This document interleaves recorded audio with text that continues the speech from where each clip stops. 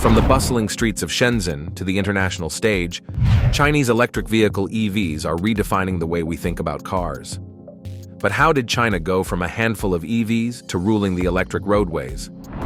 What role did government incentives play in driving this monumental shift? And with exports soaring and domestic sales cooling, what's next for China's auto industry? Ever heard of a graveyard for cars? Nope, not your typical rusty old gas guzzlers, but sleek electric rides. About 10 miles outside China's 11th largest city, there's this eerie sight, rows and rows of little white rectangles, once buzzing with electric energy. They're the casualties of China's lightning-fast revolution in the automotive world.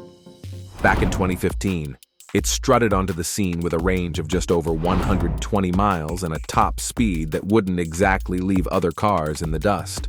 But hey, it was a hit. Fast forward a bit, and while the rest of the globe was locked inside of their homes, China was sprinting ahead in the EV game. Now, the Chang'an Eado, forgotten like yesterday's news, still ticking but gathering dust like an old iPod. So what's the new cool in Chinese driveways? Meet the BYD Han Think Tesla Model S vibes, but at a sweet discount. Then there's the Wuling bingo, not just a car, but your camping buddy with a built-in inflatable mattress. And don't sleep on the Hongguang Mini, a pint-sized powerhouse at a price that won't break the bank. But wait, there's more. For those with cash to splash, there's the Hongqi L5, the Rolls-Royce of China, even rocked by none other than Xi Jinping himself. Now, I know what you're thinking. How did China go from a handful of EVs to ruling the electric roadways? Let's take a trip back to China in April 2000.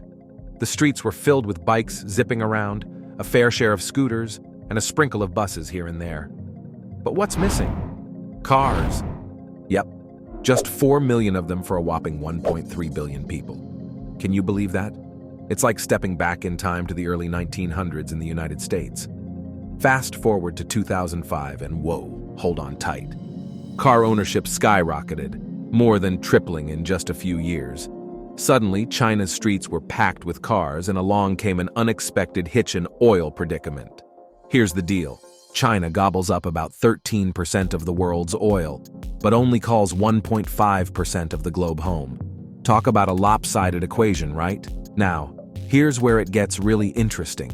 With most of its oil coming from afar, China's not just dependent on a handful of countries. It's also relying on the goodwill of others to keep those tankers chugging along smoothly. Imagine depending on someone else's navy just to keep your gas tank filled. Not exactly a stress-free situation, huh? But wait, there's more. Pollution was, and still is, a big headache for China. Can you believe that more people die from pollution each year than the entire population of Hawaii? That's over 4,000 lives lost every single year. Beijing did some number crunching and found out that a whopping third of its smog was due to cars. Yikes, right? Even if they powered all their rides with coal, electric vehicles, EVs, would still churn out fewer emissions than those traditional gas guzzlers. Now, China's been eyeing the big leagues, trying to catch up with the likes of German and Japanese automakers. But instead of swiping ideas from these foreign giants, Chinese engineers ended up relying on them. Eventually, the Chinese government realized it was time to switch gears. So, what did they do? They kicked off a whole new race, one where their competitors' head start actually worked against them. Brands like Mercedes, Toyota, and Ford were cruising along, unaware that their complacency would cost them. See, electric vehicles were like the perfect match for China's economy. While traditional cars needed skilled workers and pricey parts, EVs thrived on simpler labor and lower costs. An electric car is basically a battery wrapped in some fancy packaging. And guess what? Batteries are like the bread and butter of the electric vehicle world. They're everywhere. And just like any good commodity, their prices drop as production ramps up. But here's the challenge: keeping these EV companies afloat until they hit the profitability jackpot. China's got a clever solution up its sleeve, though. They're basically saying, hey, why build it when you can buy it? Smart move, right? After the financial crisis in 2008, Chinese cities rolled up their sleeves and got creative to boost their economy. How? By buying loads of electric buses and taxis, loads and loads of them zooming around the streets. Fast forward to 2014, and Shenzhen, one of China's bustling cities, had over 1,200 electric buses. But wait, it gets even juicier. Just 3 years later, bam! All 17,000 of its buses were electric. It wasn't just about flashy buses and taxis. Oh no, the Chinese government splurged billions and billions on subsidies. You could save up to a whopping $16,000 on an electric vehicle. The biggest reason folks jumped on the electric bandwagon wasn't just the cash. Nope. It was something as simple as a license plate. Yeah, you heard me right. In a survey back in 2016, over half the people said they wouldn't have bought an electric vehicle if it wasn't for that shiny green license plate. You see, in China, snagging a new license plate is like hitting the jackpot. You either win it in a lottery or cough up some serious cash in an auction. Imagine your chances of winning the Beijing lottery were just 1 in 667, and in Shanghai, you could be out of $10,000 or more just for a plate. Buy an electric vehicle and voila. You're handed that golden ticket, a special green license plate. No lottery drama required. These green plates are like China's version of an American Express Platinum card, a ticket to drive whenever you please and even park for free in some spots. No wonder it worked like a charm. It worked a little too well. Hundreds of cities are flooded with almost identical electric vehicle brands. According to the China Association of Automobile Manufacturers, exports skyrocketed by a whopping 63.7% in 2023, reaching 4.1 million cars. That's some serious acceleration.